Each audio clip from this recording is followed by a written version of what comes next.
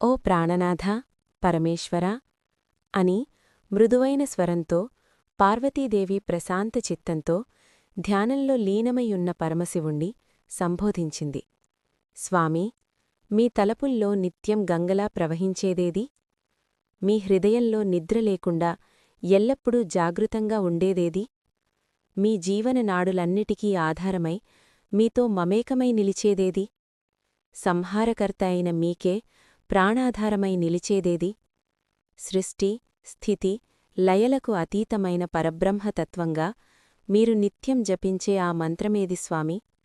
ఆ ప్రాణాధారమైన మంత్రాన్ని నాకు మంత్రోపదేశం చేసి నన్ను మీతో మమేకం చేయండి స్వామి అని ఆమె వినమ్రంగా ప్రార్థించింది. పార్వతీదేవి మాటలు విని పరమశివుడు చిరునవ్వు నవ్వాడు.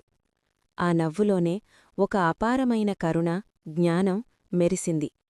ఆ వెంటనే ఆయన బాలహనుమంతుడి రూపంలో ప్రత్యక్షమై శ్రీరామ జయరామ జయ జయరామ అని మధురంగా జపించాడు.